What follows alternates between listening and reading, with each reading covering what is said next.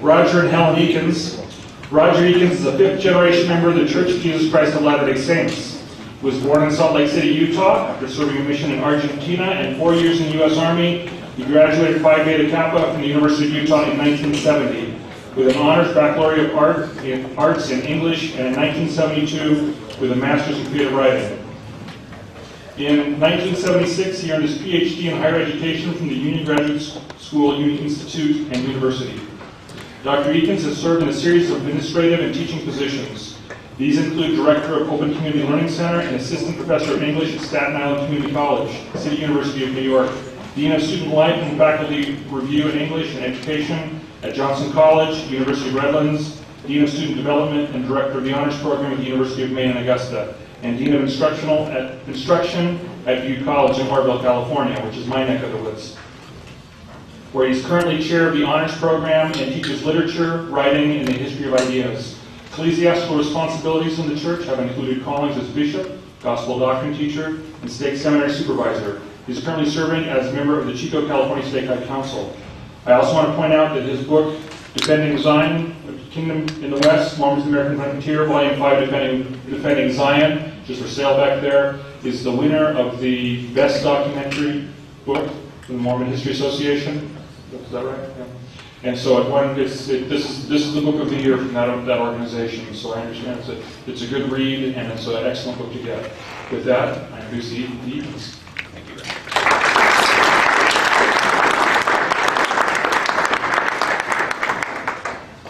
Well, y'all got your sugar fix. I guess that's the drug of choice for Mormons. I noticed even the Barks was the red cream soda, which does not have the caffeine as the root beer does have. So if you're looking for that, you're probably disappointed. This one doesn't. He found the real stuff. He's got, that doesn't have it in it? It doesn't have Utah caffeine. Only in Utah, they take it out. Yeah, another reason to be Utah. What's that? It doesn't taste the same. Not yet. Following years of secret practice and public denial, the Church of Jesus Christ of Latter-day Saints finally admitted to the practice of polygamy in 1852. Following that public acknowledgement, increasingly vehement criticism of the Utah Mormons became a significant preoccupation of the national press. In an effort to defend the Church against such criticism, while also hoping to provide additional organs for proselyting the Gentile world, Brigham Young established 4 new periodicals. Apostle Orson Pratt was sent to Washington, D.C. to publish The Seer, a journal specifically designed to advocate and defend polygamy. Apostle and future president of the church, John Taylor, was selected as the publisher-editor of The Mormon, based in New York City. Apostle Erastus Snow was assigned to the St. Louis Luminary, and George Q. Cannon, destined to serve as first counselor to 4 church presidents, and the man who arguably would become the most powerful voice for 19th century Mormonism after Joseph Smith and Brigham Young, was assigned at the tender age of 28 to edit and publish a newspaper in San Francisco, California. By the way, I can't prove it, but I suspect that George Q. Cannon may have been the first person to coin the phrase the Sodom of the Pacific for San Francisco. We use that phrase a lot. Great, thanks. Of these 4 periodicals, the Western Standard was clearly the most interesting. Cannon pulled no punches as he played the role of LDS apologist, taking on one journalistic enemy after another. Perhaps it was the courage and even recklessness that comes with youth that made Cannon so bold in his attacks. Perhaps it was because he had not yet been saddled with the sober responsibilities of the apostleship that made him more feisty than Pratt, Snow, or even his uncle, John Taylor. Whatever the reason, George Q. Cannon successfully started and more often than not ended a number of newspaper wars that are still fascinating to read or hear today. This presentation is extracted from my book, Defending Zion, George Q. Cannon and the California Mormon Newspaper Wars of 1856 to 1857. It was published about 6 months ago by the Arthur H. Clarke Company as Volume 5 in its Kingdom in the West series. Actually, Scott suggested I not do this, but I'm going to anyway, because I know what's going to happen. Some are going to pick this book up, and you're going to see a certain name connected with this book, and it'll have basically the same effect as garlic to vampires. That name, of course, is none other than Will Bagley. Will is the general editor of this series. And certainly Will and I disagree on a lot of things. Most emphatically, some of the conclusions he drew in his recent book on the massacre. But I want to just say this on behalf of Will, that throughout this editorial process, he continually reminded me that this was my book, not his, and that the final editorial decisions were mine, the final interpretations were mine. And I want to thank Will for that approach that he took to this book. And I must acknowledge that it's a much more interesting book than it would have been without his contributions. So don't let his association with this series scare you away. This paper will focus on some especially engaging exchanges between Canon's Western Standard and two other California newspapers. The first will be The Pacific, a self-proclaimed weekly journal devoted to religion, education, and useful intelligence. The second combatant will be the daily California American, the precursor to today's very prominent Sacramento Bee. As the presentation proceeds, I'll be reading the righteously indignant editorials written by Canon, as my wife Helen, without whom this book would never have been possible, gives morally superior voice to the editors of the Pacific and the daily California American, both of which so often found themselves under unrelenting fire by the young Canon. Hang 'em up like pirates, the Mormons, saints or sinners. Though they called themselves saints, the Mormons never thought of themselves as perfect. Many of Joseph Smith's revelations reminded them of their individual and collective shortcomings. Nonetheless, they considered themselves God's chosen people and firmly believed it would be through their efforts that the Lord's second coming would soon become reality. Their enemies, old as well as new, accused the Latter-day Saints of every foul deed imaginable. There was nothing new about the crimes attributed to the Mormons by the California newspapers.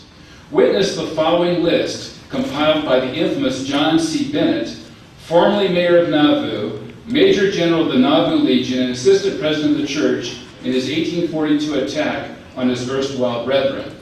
Quote, "It appears from the mass of evidence in this expose that the Mormon hierarchy are guilty of infidelity, deism, atheism, lying, deception, blasphemy, debauchery, lasciviousness, bestiality, madness, fraud, plunder, larceny, burglary, robbery, perjury, fornication, adultery, rape, incest, arson, treason, and murder. And they have out-Heroded Herod and out-deviled the devil." I'm not supposed to applaud that.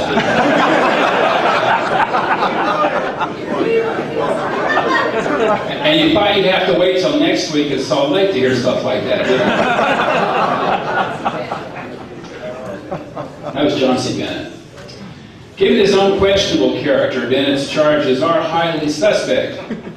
Whether a fallen believer or a conniving opportunist, Bennett had been excommunicated for many of the moral lapses he denounced.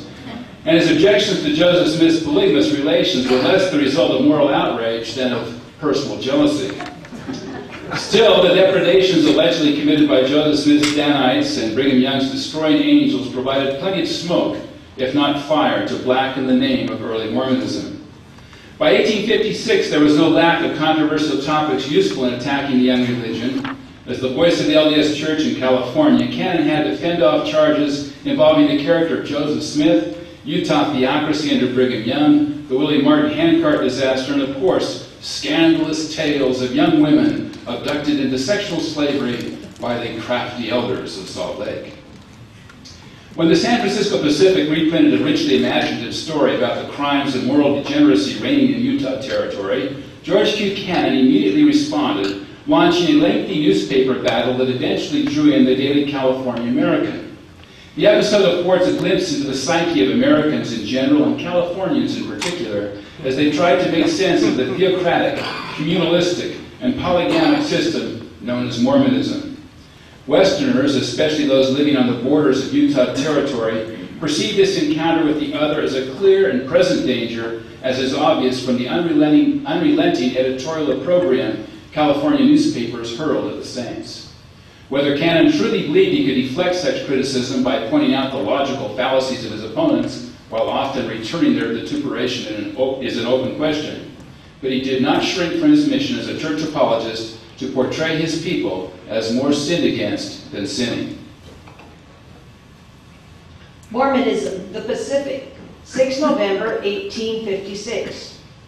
Among a party of 900 Mormons who recently left comfortable homes in England to surrender to the sway of Brigham Young and his hopeful associates, came 2 girls whose transfer to the Utah land of abominations has very much the character of a kidnapping.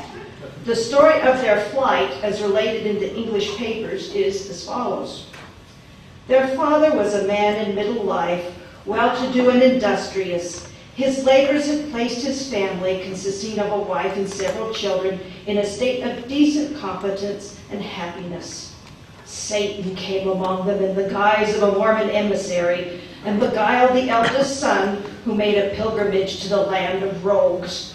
True to their instinct, the crafty elders of Salt Lake made Mormonism so delightful to the neophyte and advanced him so very rapidly in their fraternity that he returned to England as a preacher of the delusion.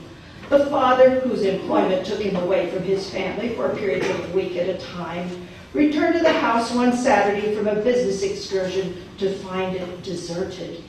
His whole family had disappeared with whatever portables they could lay their hands upon, and his wife had stolen his money to no inconsiderable amount, all that she could collect or pilfer.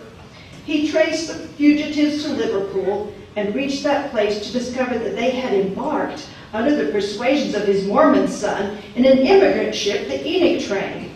The distracted father chartered a steam tug and, taking with him a police officer, overtook the vessel. After an infinite deal of persuasion, aided by the master of the ship and opposed by the Mormon leaders, he succeeded in inducing his wife to go back with him.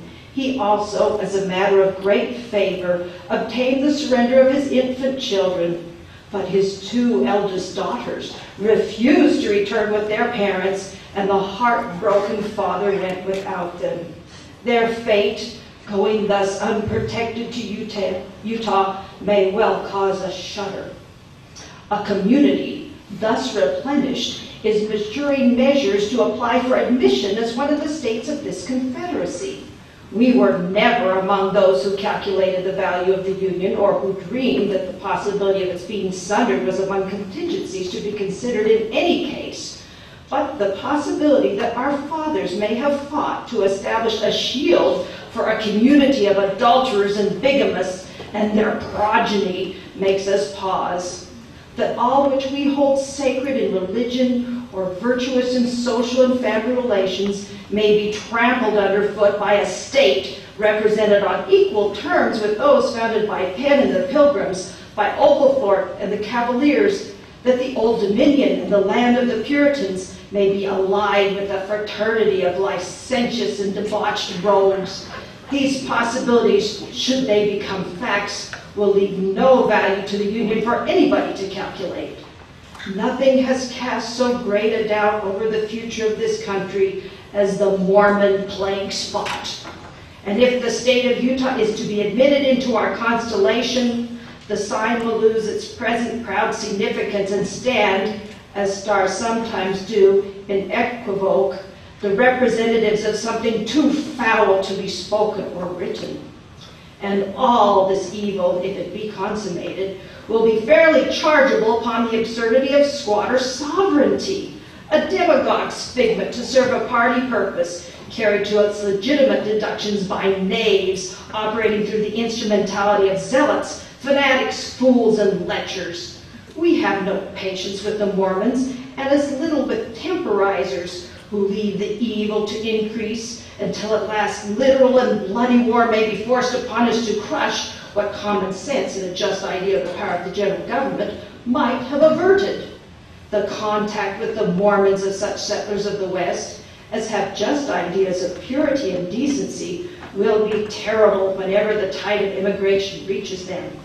And if the descendants of the wretches now wallowing in Mormonism, modern vermin perpetuating their kind in the disgusting ratio of other loathsome creatures, if we say these children of such fraternity do not form a pariah race in our country, it will be because this bad leaven taints the whole moral mass.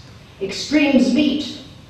We have enjoyed a high order of social virtue in this Republican country because no corrupt royalty and nobility have made illegitimacy tolerable, and recommended the bend sinister as a badge of honor, provided that the blood, no matter by what questionable vein it descends, be honorable. But if squatter sovereignty and liberty deteriorating into licentiousness produce the same results, we have only Fitz-Youngs and Fitz-Mormons for Fitz-Jameses and Fitz-Clarences, and certainly have not gained much by the exchange. Apparently that editor disliked Mormons almost as much as he disliked the Irish. Pacific Post and Mormonism, Western Standard, 15 November 1856.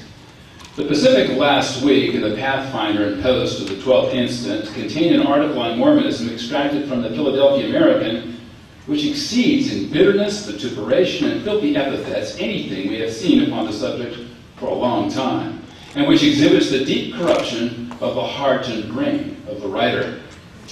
The language it contains would be much more becoming frequenters of the 5 Points in New York or Billingsgate in London than the mouth of an American editor.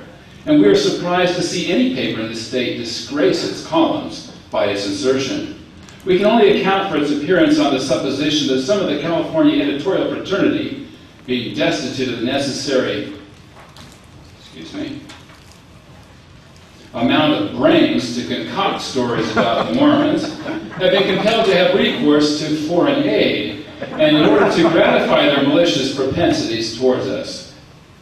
We do not profess to be so expert in the use of slang phrases and low vulgarisms as the editor of the American, nor do we wish to degrade ourselves to his level by adopting his course, for says the wise man, answer not a fool according to his folly, lest thou be like unto him.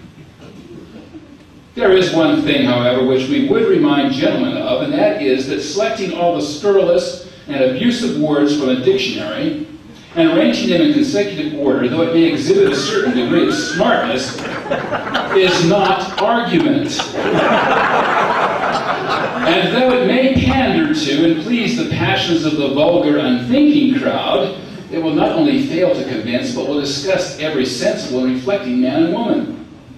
There is not an objection raised in the article to which we allude, but what could be easily and satisfactorily answered.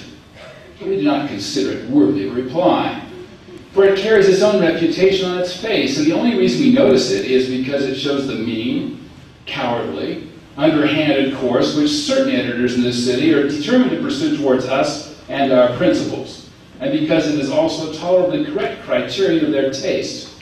Crows flock to carrion, but its very scent is sufficient to drive away birds of cleaner tastes and purer instincts. Why is it, gentlemen, that you are compelled to resort to such means to sustain your position? We are here to debate with you the principles of Mormonism on their own merits, and to answer your objections against them if you have any. We invite discussion. We court inquiry. Bring forth your strong arguments. Show us our errors. Prove Mormonism to be false, either from the Bible or nature. We are willing to meet you on these grounds. But no. Instead of pursuing this manly, consistent, straightforward course, you sneak away behind the invincible barrier of some absurd story that's been hatched up by some charitable, disinterested man as the editor of the American from 3,000 to 10,000 miles away, and about which neither of us know as much as a monkey does of algebra. And then you valiantly stick your heads out of your hiding places and call upon us to refute these ridiculous offshoots of a diseased brain, when you well know that it's impossible for us to obtain the necessary proof to do so. Shame on such a contemptible subterfuge. We ask again, why is it that you pursue such a course? We are compelled to conclude that it's either because you have learned by past experience that reason is not a weapon that can be used against Mormonism, that no sound argument can be brought to bear against it, or else that you really do not know enough to conduct an argument on the subject. If the latter is the case, we advise you not to open your mouths again until you have something to say, but to remember the fable of the ass, who, when attired in the skin of a lion, passed very well for that noble animal until he attempted to imitate his roar, when his bray betrayed his true nature. As one of the first propagators of Mormonism on the Sandwich Islands, the term then generally used for Hawaii, it's hardly surprising that Cannon responded forcefully when the California press attacked Mormon missionary efforts in that island paradise.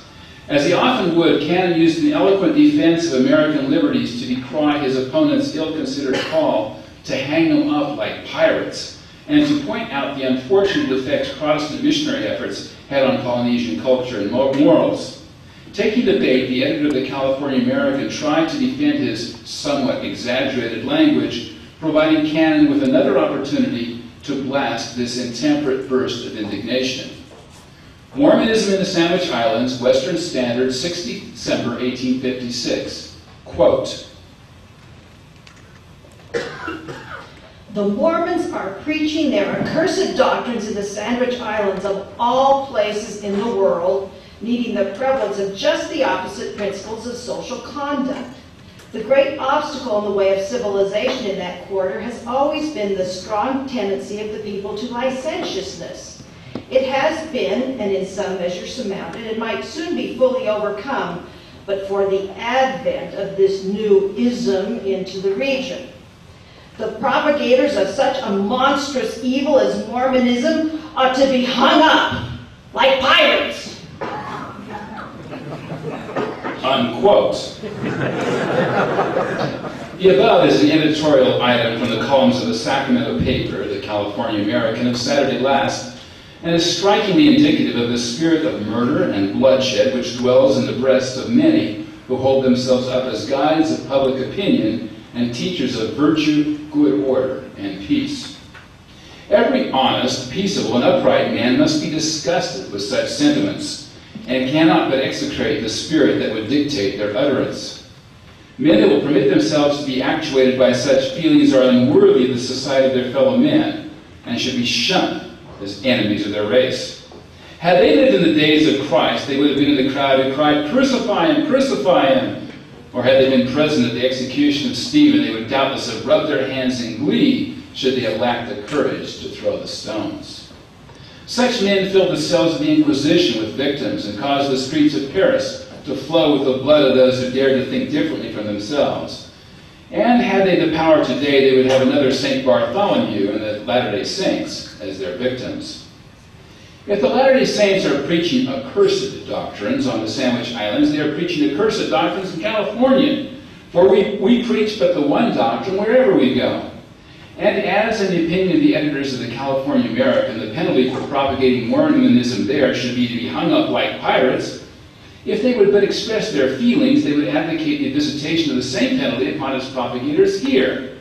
And as its believers all become propagators the moment they become acquainted with it, the hanging process would have to be extended to every member of society throughout the entire earth. Are the editors of the California American prepared for such a consummation? We have the honor to be one of the first propagators of Mormonism on the Sandwich Islands. And we were the first individual who preached what the editors of the California American are pleased to term the accursed doctrines of Mormonism to those islanders in their own language. Before they go, therefore, to those lands to execute the sanguinary vengeance they have decreed against the Mormons, they'd better commence with us, as we have not only been guilty of propagating Mormonism there, but are also engaged in the same delightful occupation here, and the Lord being our helper, intend to follow the business for the remainder of our life and throughout the endless ages of eternity. Before they commence, however, they had better weigh well the consequences of such a movement, and be prepared to meet them, as the shedding of the blood of one Latter-day Saint will be the seed from which such an abundant harvest will be raised that the extirpation of their system would be impossible. We know that the doctrines taught, both on the islands and here, and in fact throughout the world by the Mormons, are not accursed, only in the estimation of Satan and his agents. Neither is their system a monstrous evil. As we've been a propagator of these doctrines there, it is but reasonable to suppose that we have little knowledge on this subject. The people were and are now being taught to believe on Jesus Christ, the Son of God, with all their hearts. Do the editors of the California American think this an accursed doctrine? They've been shown that baptism for the remission of sins was necessary. Is this what they would phrase an accursed doctrine? They've also been exhorted to walk uprightly, to deal justly, to forsake and abhor everything licentious or corrupt. Do they term these doctrines accursed? These are the doctrines taught by the Latter-day Saints to the Sandwich Islanders, Californians, and people of every land, for their obedience in every doctrine antagonistic to this is not Mormonism. It is a poor plan, and a very great evidence of weakness for men to recommend the hangman's rope as an argument to arrest the progress of Mormonism. Though very potent in its way, it's not very apt to show men their errors or to cause men of firmness to abjure them. Such an argument in the hands of tyrants and despots may be a terror to slaves and sycophants, but when used by an American editor toward freemen, the only feelings it gives rise to are those of pity and contempt for the man who would so far forget himself as to use them.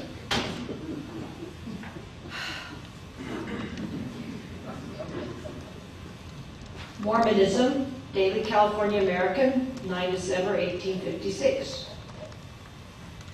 The idea of hanging the Mormons up, like pirates, appeared in the editorial columns of this paper a week or 10 days ago and was the result of a momentary burst of indignation upon reading, as an item of news from the Sandwich Islands, that the monstrosity of Mormonism was gaining a foothold in that region. The language is somewhat exaggerated, it is true, for we could hardly be supposed to be literally in favor of publicly executing Mormon preachers, detestable as they all undoubtedly are, and however well deserving the fate of common felons, or however beneficial it might be to the intentions of humanity to extirpate by law so monstrous and evil as Mormonism from the face of the earth. Yet it would be dangerous to the rights of man and the greater doctrine of liberty of conscience to establish in this government or any other such a precedent. A departure from the great Republican principle of free toleration of religious opinions in a solitary instance would endanger the principle itself and tend to revive in its full force a policy which the past experience of civilized nations has shown had better be allowed to slumber among the things that were. For the Mormons themselves, we have no respect. We mean the leaders of the sect, but we do respect the great principle under which they seek shelter, which, like the rain from heaven that falls upon the just as well as the unjust, is for them as well as for any other class of men.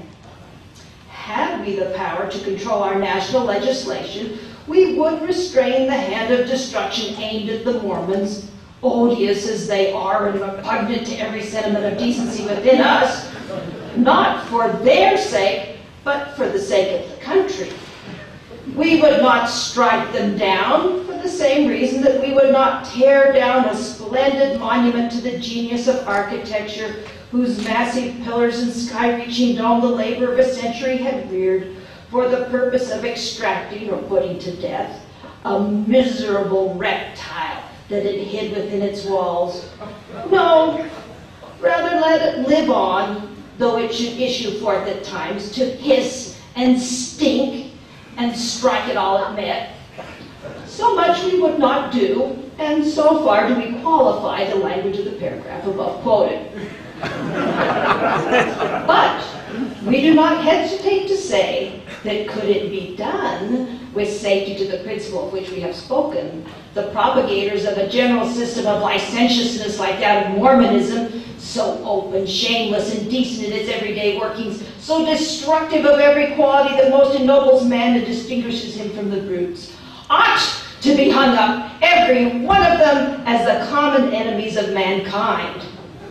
We have thus taken the pains to explain our precise meaning in the paragraph in question because it has been taken up as a text by the Mormon Standard at San Francisco, Saturday's issue, upon which to write a long article denouncing us for the expression of such a sentiment. The editor of that sheet affects to suppose that we are literally in favor of hanging up Mormons, or of making it the policy of the country to do so, and intimates that if such a course is to be pursued, we have yet to begin with him, as he has preached Mormonism both in the Sandwich Islands and in California. Now, we do not deny that were we engaged in such a business, we should consider the editor a standard fit subject for our attention. And we take occasion to say to him, since he seems to desire our notice, that while we pity a poor, miserable fanatic who knows no better than to be led by the nose into the filthy slough of the most foul and monstrous superstition, we scorn with every feeling of manhood that is in us the lying hypocrite who knows what he preaches is false, and not only false, but destructive of the very best interests of society, as it is the deadliest blight upon virtue and morality. We know well enough that the Mormons' leaders expect to thrive upon what they call persecution, and that they would delight in getting into controversies with respectable newspapers. But we will, nevertheless, so far humor them on this occasion as to tell them in plain terms what they are, at any rate how they are esteemed by decent people. They are considered hypocrites and impostors, a foul blot upon humanity which ought at once to be wiped out, and that they are tolerated at all is owing not to any regard for them, but for the principles of religious tolerance, under which, with all their loathsome vileness, they have enough sense to know they can be protected. The sledgehammer which is to knock out their brains is not legislation, but public opinion, and we are satisfied to let it do its work.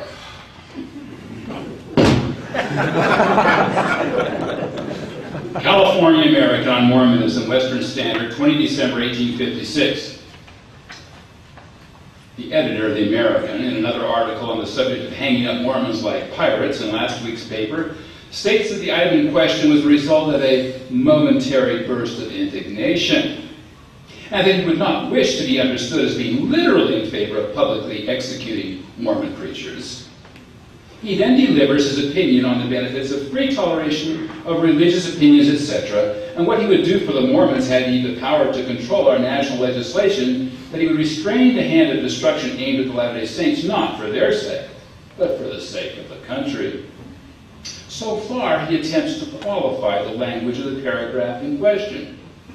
But he has no sooner finished his qualifying remarks than he says that could it be done with safety to the principle of free toleration, the propagators of a system like that of Mormonism ought to be hung up, every one of them as the common enemies of mankind.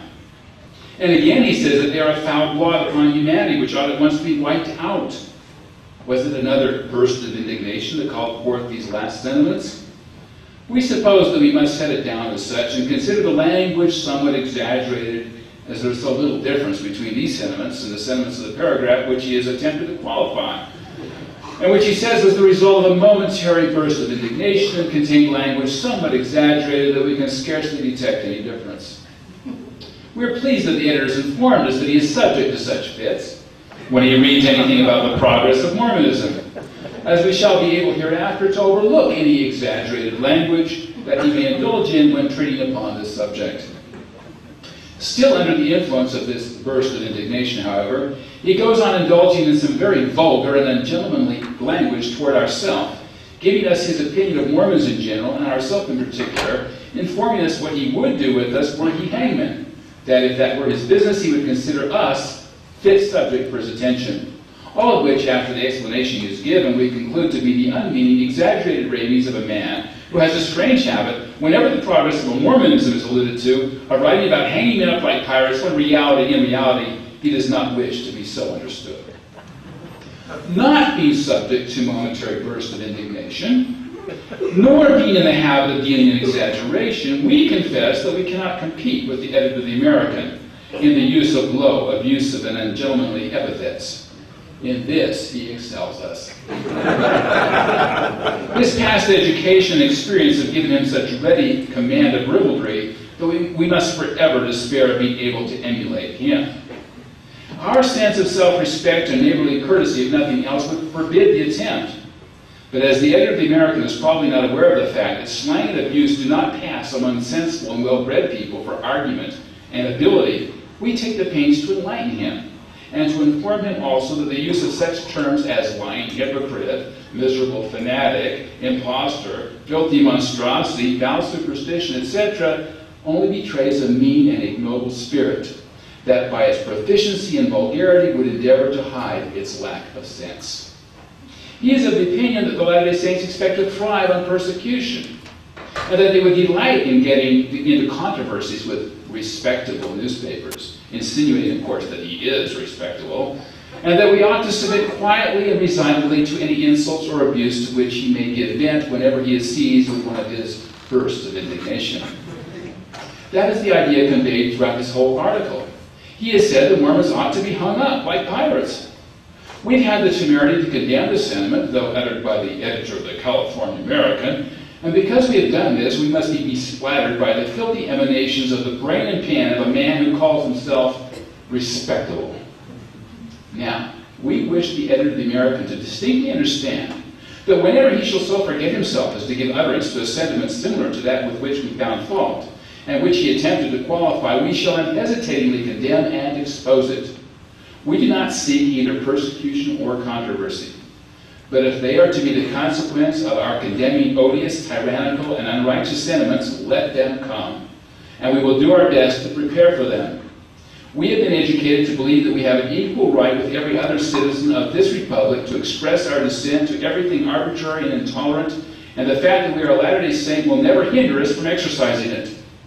The religious tolerance of which he speaks and under which he says we have sought protection is not a privilege granted unto us, neither is it anything for which we should be thankful to him or any other man. It's our inalienable right, our birthright, bestowed upon us by the deity himself, and though we may be deprived of it by despots, it is still a right for which we shall ever contend. Mormons again. Daily California American, 22 December 1856. The editor of the Standard accuses us of using low, abusive, and ungentlemanly epithets, and says something about our past education and experience fitting us for ribaldry. Those who know us, and not strangers, are the best judges of our past education and experience, and they will at least bear us out when we say that our past education and experience never led us into any such vile and shameless conduct as is the everyday practice of Mormonism, whatever have been our past education and experience. And of that, as we have just intimated, we will leave to those who know to speak for us. In regard to our using abusive and ungentlemanly epithets, we can only say that we generally call things by their right names. And now I've lost my place. We consider the Mormon leaders lying hypocrites and can find no fitter words to convey our meaning. We look upon the actual believers in Mormonism as the dupes of impostors and regard their faith as a foul and monstrous superstition and must so express ourselves. If there is a more elegant and gentlemanly way of signifying the same thing, we have no objection to adopting it. But a skunk is a skunk, and it could not change the nature of the animal were we to call it an odoriferous, digitigrade, carnivorous mammal. The California American again, Western Standard, 3 January 1857. Our article headed The California American on Mormonism, published in the Western Standard of the 20th Ultimo, has called forth a rejoinder from the editor of that paper, which we feel disposed to notice, though at the risk of being again charged by him with a desire to covet his attention. We have an aversion to newspaper warfare. Do you believe that for 1 second? But when assailed in the manner we have been by the American, we should be, in our opinion, recreant to the cause with which we are identified and to every duty incumbent upon us were we to allow it to pass unnoticed. Gentlemanly courtesy will never prompt a man to call another a liar and publish it abroad unsupported by anything but assertion.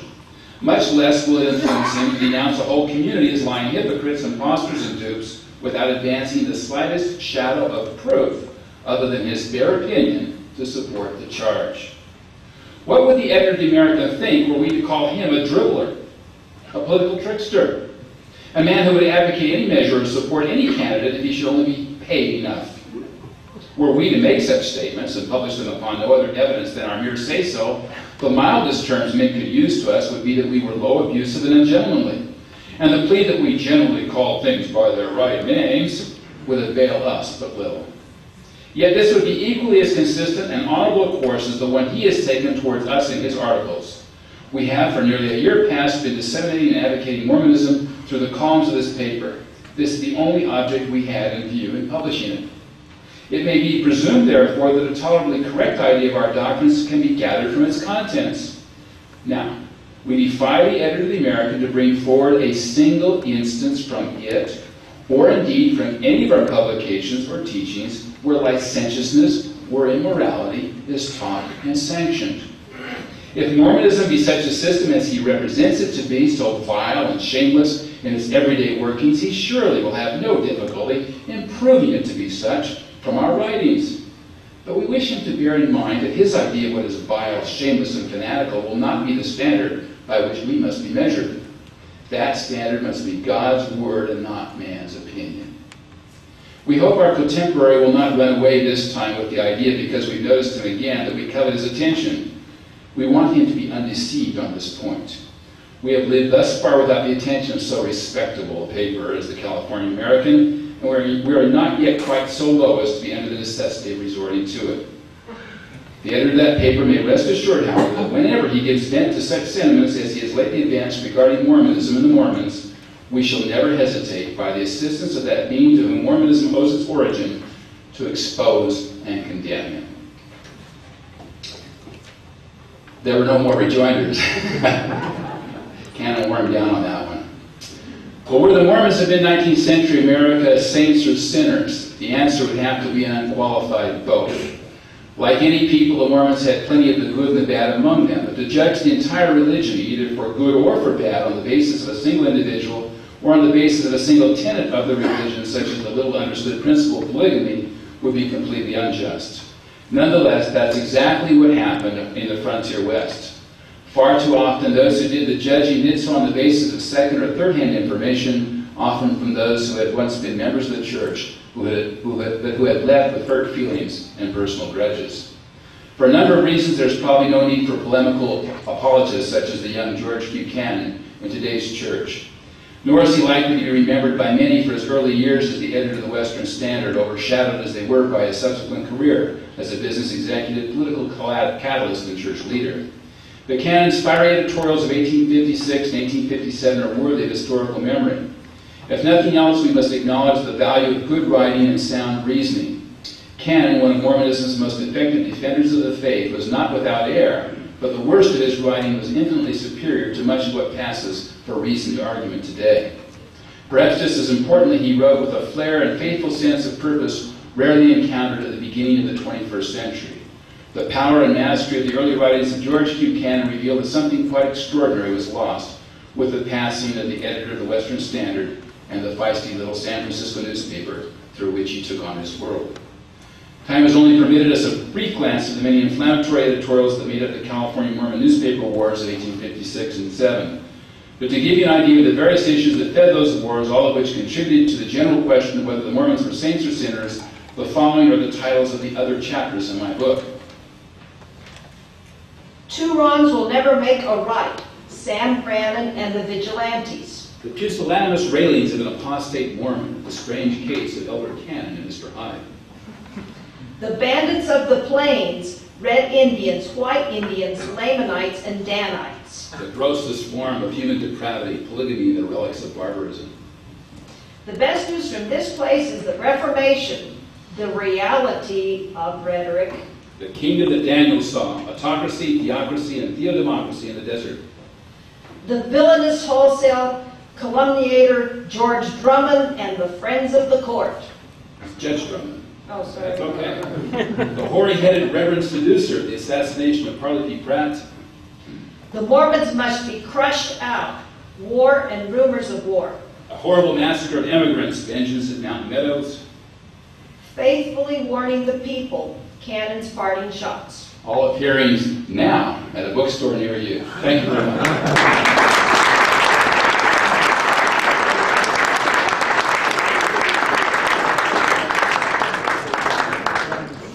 I do want to comment that, appearing at a bookstore near you, it typically retails for $43. We're offering it for $34.95 back there, so now's your chance to buy that at a great price.